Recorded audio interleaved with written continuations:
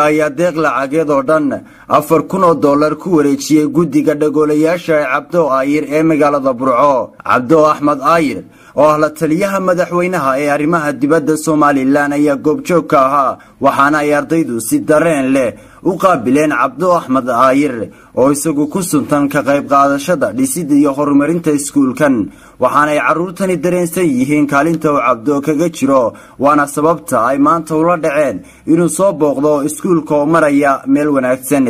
Baasha iyo Mustafa Qalab oo kamid ah guddiga dhagoolayasha ayaa ka mahad celiyay deeqdan, waxaana ay sidoo kale ammaan iyo bogaadin u direen xukuumadda Somaliland ee hogaamiyo madaxweyne Axmed Maxamed Maxamuud Silaanyo iyo marwada qaranka.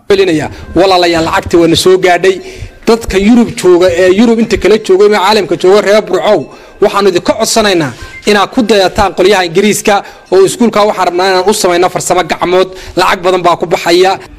aad iyo aad ayaan cid kasta wax ka geysatay ugu mahadnaqaynaa, aad iyo aad ayaan cid kasta oo wax ku darsatay ugu soo dhaweynaynaa. ilaahayna waxaan ugu rajaynaynaa miisaanka xasanaadka ugu daro. Cabdi Axmed Aayir jaamaca Bokor iyo maareeyaha hay'adda xiriirka cuntooyinka qarankan ayaa iyaguna ka hadlay munaasabadani. mahad celin aan ka mahad celiyo cid kasta oo iskuulka kan gacan ka geysatay oo ugu horeeyay madaxweynaha Jamhuuriyadda Somaliland. waa waajib anagu iskamaanu dhisin, laakiin qudrada Ilaahay, awoodda Ilaahay iyo kaalmada madaxweynaha ayaan ku dhisaynay. madaxweynaha Jamhuuriyadda Somaliland iyo marwada koobaad ee qaranka marwa Aamina Waris oo aan leeyahay inta kale ee Yurub ku maqanina waa u sadaqa walaala wixii ay gashadaan iskuulka. run ahaantii waxaan u mahadnaqayaa ciddii ka shaqaysay ee hawshan, gaar ahaan Cabdo oo iskuulka magaciisa la yiraahdo. waxa kale oo aad iyo aad ugu mahadnaqayaa madaxweynaha Jamhuuriyadda Somaliland ka maareeyahan inaan wax alaalo wixii aan la qaban karo iskuulkan aan insha Allah ku ballan qaado sidii feedingka aan wax ula qaban lahayn.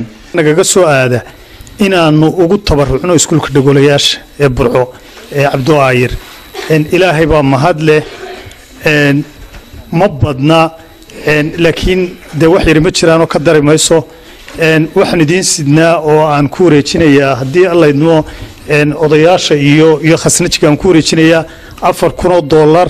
qaar ka mid ah carruurta dhagoolayasha iyo macallimiintooda ayaa sheegay inay og yihiin cid kasta oo wax gashatay dugsigan dhagoolayasha ee Burco, waxaana ay u mahadnaqeen Cabdi Axmed Aayir, xukuumadda Somaliland iyo cid kasta oo taageertayba.